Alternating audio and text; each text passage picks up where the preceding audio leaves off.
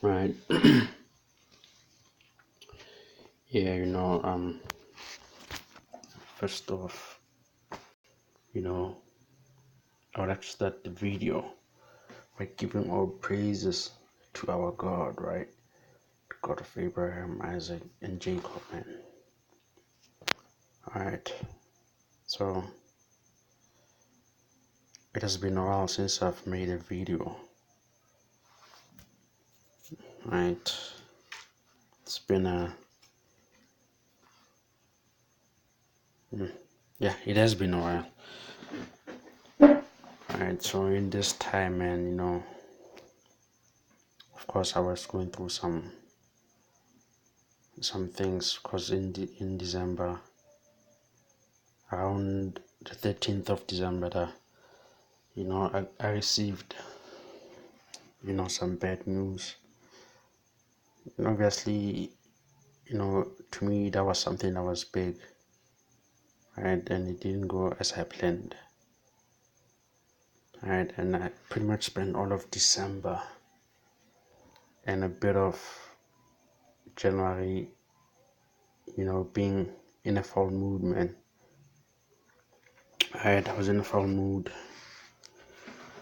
right? But as much as I was in a foul mood, I learned a couple of things. Alright, but today, man, I'm here to talk about balance. Okay, because balance is something that is important to anything, right? Because when the Most High made creation, He created everything in balance, right? Nothing that was too much or something that was too little. Everything He created it in balance, right? I forgot the scripture says that, but it pretty much says that everything that the Most High created has a measure to it, right? Whether in numbers, in mass, or in whatever unit you might think, but everything is measured out, right? And the reason why I'm here to talk about balance, man, is that even in our lives, we need to have balance, okay?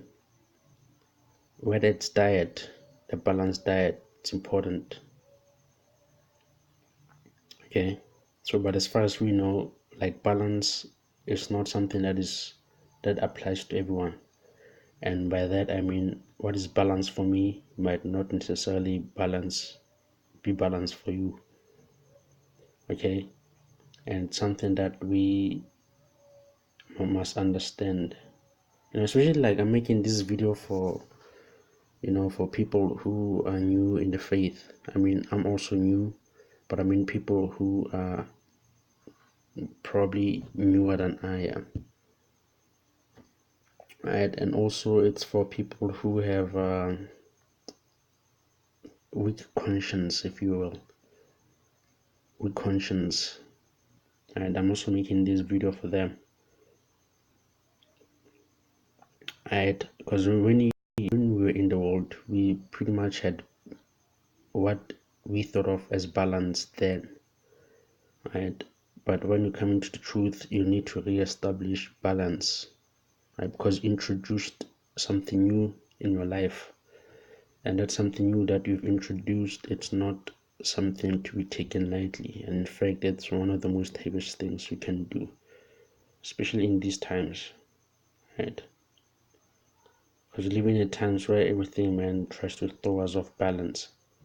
Whether it's the music, social media, even the people around us, like people in the world pretty much, they try to throw us off balance. Even family members, they do try to throw us off balance.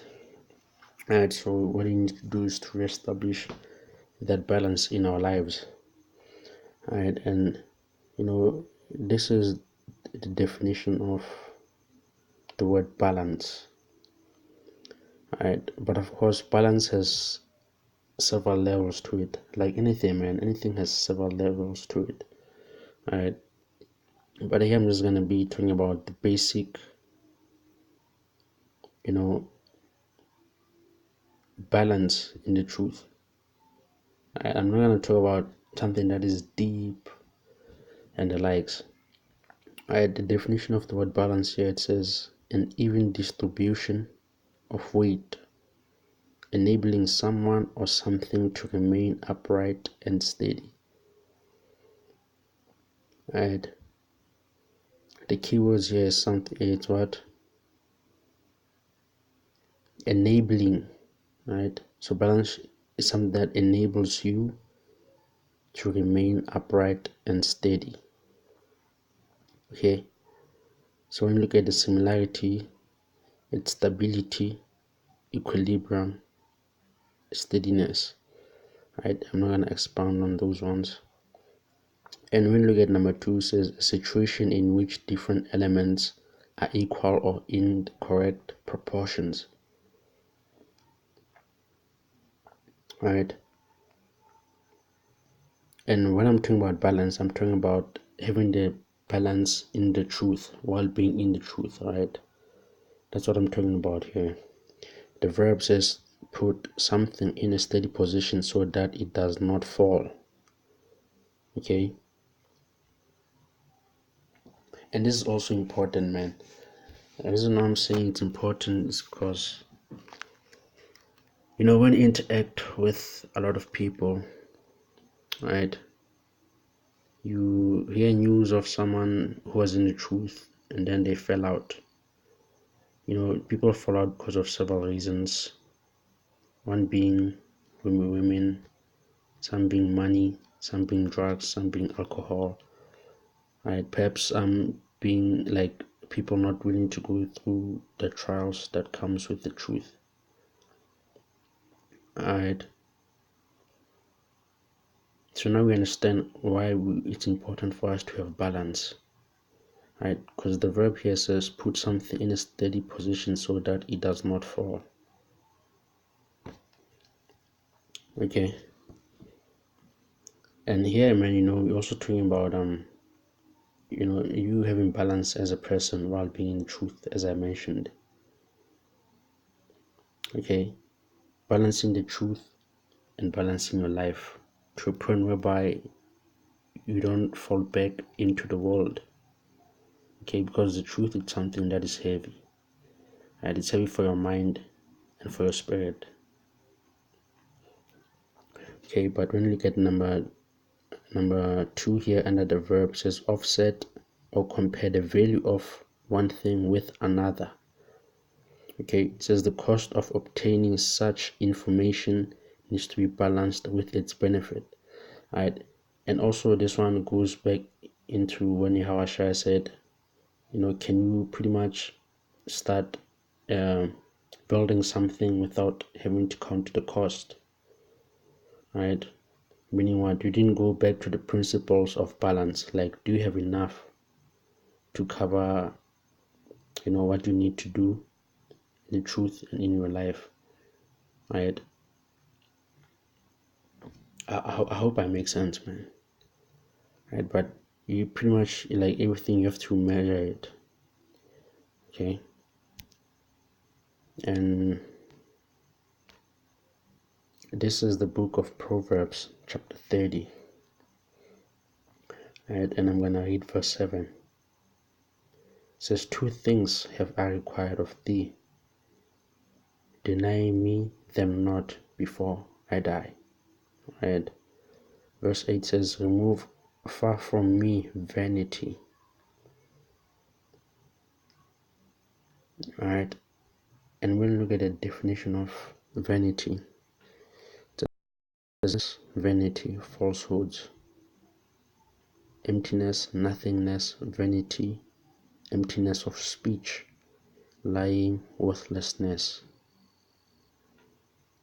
Alright, and when you go to Strong's definition here, it says in the sense of desolating, evil, destructive, literally ruin, or morally, especially beguile, figuratively idolatry.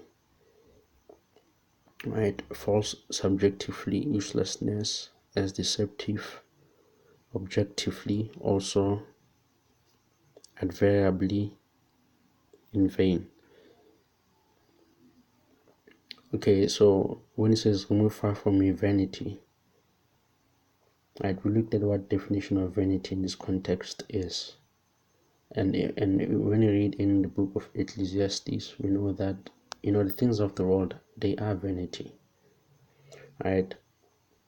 But as much as we know the things of the world are vanity, Scripture says, use the world, but do not abuse it. Why do we need to use the world? So that we can achieve that balance, right? Balance in the sense that when we're in the truth, we work in the spirit, but because we're in the world, we are still subject to the things of the flesh. Like you need clothes, you need to have money, you need to have a house, you need to have all of those things, right? But you do not do what? You do not get caught up in the things of this world, right? In the vain things of this world, right?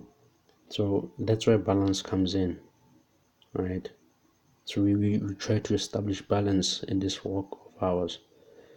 Okay, but going further to verse 8, it says, give me neither poverty, right? And we know that of Israel, we are poor, right? A large number of us are poor, man. Okay, it says, feed me with food convenient for me, right? And the word food here, it doesn't necessarily mean 100% food, right? It also goes back to items, belongings that are convenient for him, right? It says, verse 9, lest I be full and deny thee and say, who is the Lord, right? Or lest I be poor and steal and make and take the name of my God in vain, right? So in verse 9 here, it goes back to, being balanced, man. Like you don't have little to steal, but you don't have enough to deny, the Most High. Okay, but now I'm gonna go back to another verse.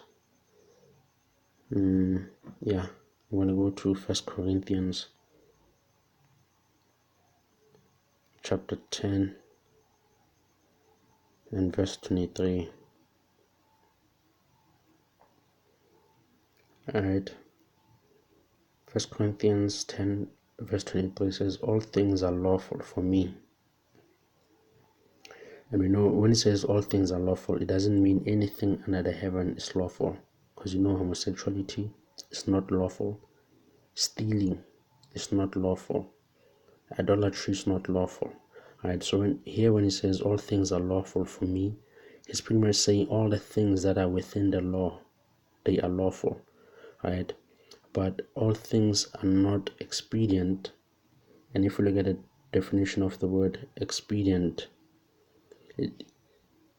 under the word advantage, it says be better for, right? Bring together, be expedient for, be good for, or be profitable for. So it's pretty much saying all things are lawful for me, but all things are not expedient, meaning not all things are beneficial for, right? To meaning not all things that are within the law are beneficial for someone, right? And a prime example of that, man, is, for instance, within the law, there's various types of things to eat, but might find out as much as they are lawful, but you eating them is not, profitable for you because of some allergies, I mean, because it's expensive or whatever the reason may be. Okay, it says all things are lawful for me, but all things edify not, right? So many, even these things that are within the law, right? Some of them won't actually benefit you as far as information is concerned or knowledge, right? For instance, it's not a sin to watch TV, but you find out watching TV is not profitable for you. Okay. But now going on to something else even more, right? And this one is actually one of the main points of what I want to say.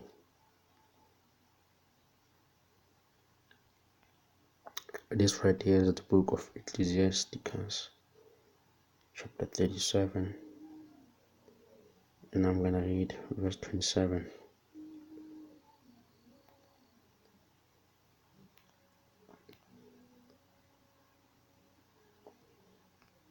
Let me bookmark those. It says, "My son, prove thy soul in thy life, and see what is evil for it, and give not that unto it." Right, it says, "For all things are not profitable for all men, neither hath every soul pleasure in everything." Right? So man, even in this truth, right, you know what is good for you. Okay, you should know what is good for you. Right? Because when you were in the world, you thought like the things that you might have did back then, they were good for you, but once you come into the truth, you realize that these things are evil for you, man. Alright? That's why now you need to, to learn and study yourself and realize which thing is profitable for you in this truth. Why? Because the Most High made us to be different. Even among Israel, we're not all the same. We like different things, as the scriptures has said here. Alright? And us liking different things, man, when it comes to the truth, at first you might try to imitate someone, for whatever reasons that you did that. But over some time you realize, like, something's not working for you. Alright? And that is okay to change it. Alright? That is okay to change it or to try something new in this truth. Right? The point is, you are trying to establish balance for you. Right? Because what is balance for me might not necessarily be balance for you. And what is good for me might be evil for you. And what is evil for me might be good for you. Alright? So anyway, that is that, man. Because I'm sure you've also noticed, like, if you do something for a very, very long time without having to do something else, it gets to a point whereby it chokes, the life out of you, and it chokes the desire to keep on doing that thing. Okay? So now you need to switch things up a bit and try to achieve that balance again. Right? And a good example of that is you maybe having hobbies. Some brothers like to do music, some like to do art, some like to do whatever it is that they want to do that is still within the law. Right? So you gotta find the thing that you like to do. Right? Because maybe you might find out the things that you like to do, then once you come into the truth, they are not lawful. So you have to try to reestablish the balance once more. Right, but now let me go to one of the ways why having balance is important. I'm going to go to the book of Ecclesiastes, chapter 37 once again. Ecclesiasticus. Right.